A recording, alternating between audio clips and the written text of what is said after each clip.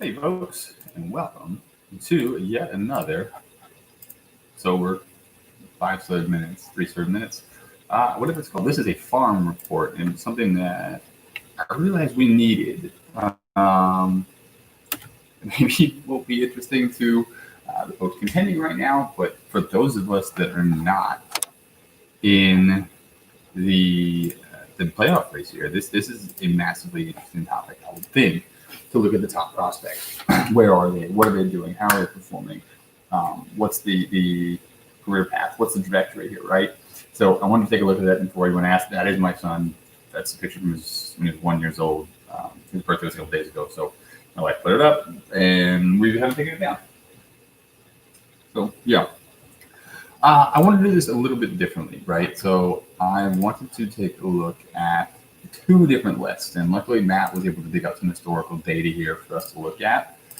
Where are now? How are they performing? What is their career path? Have they moved this year? If they have, where? How they what's the production been like? Those kind of things, and figure out where are they now, right? How many of them made it to the majors? How they performed? Where have they been? All that kind of good shit. My thought here is, and I'll play with this. I'm going to try to keep these under 10 minutes again. Is that I will break down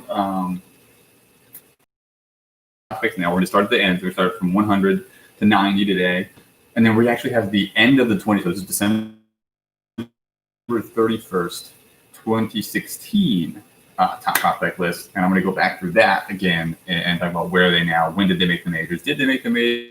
Belongs to Mr. Ronnie Mauricio. I'm looking up here because this is where my list is, right? He's a shortstop in the Arizona Diamondbacks system.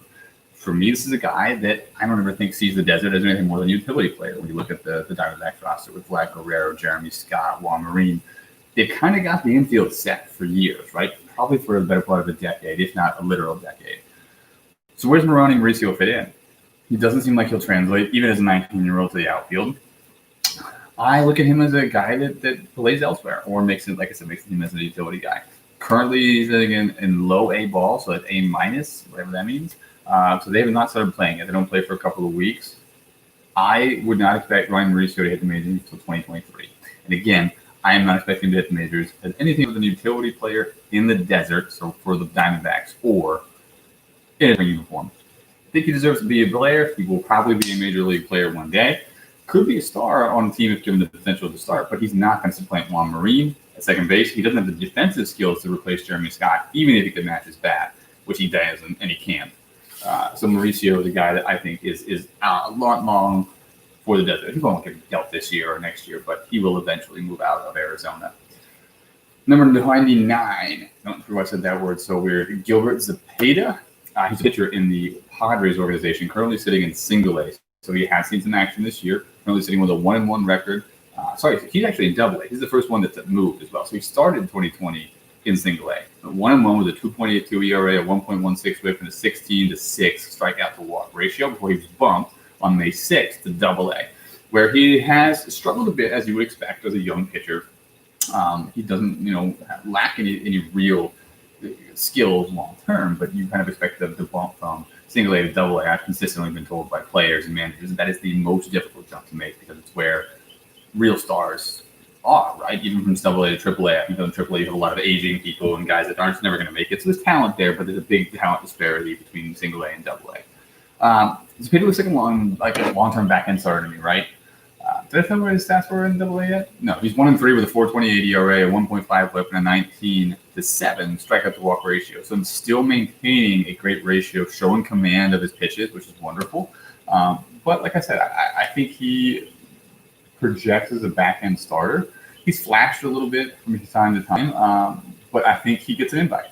I think in 2021, Zepeda gets an invite to spring, and he has a chance to compete with the people like Brock Matuella, some of the older guys out there that, forgive me, I don't have the game in front of me, so the names are escaping me, but he has a chance to compete with some of the folks in that San Diego. I got to speed this up. All right, number 98, Kumar Rocker, coming out of Vanderbilt this year, joining the St. Louis Cardinals organization. He started the year in Single A ball, went 0-1, making one appearance with a 16.88 ERA and a 3 WHIP and a 1-1 strikeout to walk ratio. 3 innings. That's the number 3. This is 4. 3 innings in that game before being bumped up to high A. I think he should have started in high A, honestly, but you start him where you want. I think Brian had the same thought. On April 15th, he was bumped up to high A ball. Since then, he has gone 2-1 over 5 starts, which is a low number, I would think, but he may have been hurt at some point. I'm not sure. Going 2-1 with a 2.66 ERA, a 1.56 WHIP, so that number's still a little higher than you're looking for, and a 10-13 strikeout to walk ratio. That's the big concern here, right? Kumar Rocker seems to be showing a real lack of control on the end of his career. He's an older guy coming from college, but again, he's still young in his professional career. He's a guy that's got to iron some stuff out, right? He's got a ton of ability in his pitches. If he can figure out his command over the next couple of years, I think you see him come up to St. Louis. Now, whether that's as a bullpen piece or as a starter is left to be seen. There is rumor he's working on a 4th pitch currently to add to the arsenal, but I don't know if we're going to see that. So I have Rocker projected as a 2023 debut a couple years down the line as a 24, 25-year-old reliever, finally hitting that lineup. Let's move through it. Number 97, Bo Bauer, another guy that you just have to take a look at. I don't think I finished. Yes, it did. Does he have a future in Arizona? No. He's got a great bat, good potential here, right? But he's not supplanting Marine or Scott or Vlad Guerrero Jr. So currently sitting in single A, having 194 with a 261 OBP, 1 home run, 14 RBIs. Nothing really to write home about Bauer other than the potential is there. He's never going to see playing time in Arizona, right? The guy's too talented to sit as a utility player, in my opinion. But he's somebody that you have to see move, right? They lack some outfield depth, maybe, at least from the prospect side of things. They have some good pieces there now, but they won't be there forever. And as the guys we mentioned multiple times hit the prime of their careers, they'll be out there looking for outfielders. So he's a guy that maybe gets dealt for an outfielder or another arm or something. We'll see.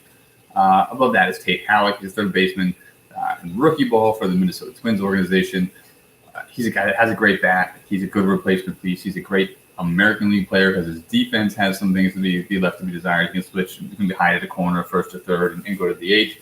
Haven't seen him yet this year. No stats to talk about, so we'll move past him to Juan Davila, who I am very excited to say has finally made his major league debut after years and years in the system. Started this year in AAA, went 4-1 with a 2.79 ERA, a 1.02 WHIP, 21-7 strikeout to walk ratio. There's a 3-to-1 ratio here, right? You got to love that. And on May 16th, Juan Davila finally given his chance to pitch in the majors after years being spent in the Braves organization and then in the Astros minor league system. There was always a debate on him whether he could make it. He proved he was great down there in the minor leagues. He struggled a bit out of the gate, right? Went 1-2 with a 4.15 ERA, 1.52 WHIP, and a 16-11 strikeout to walk ratio over a couple of starts. I think he's only made 4 this season.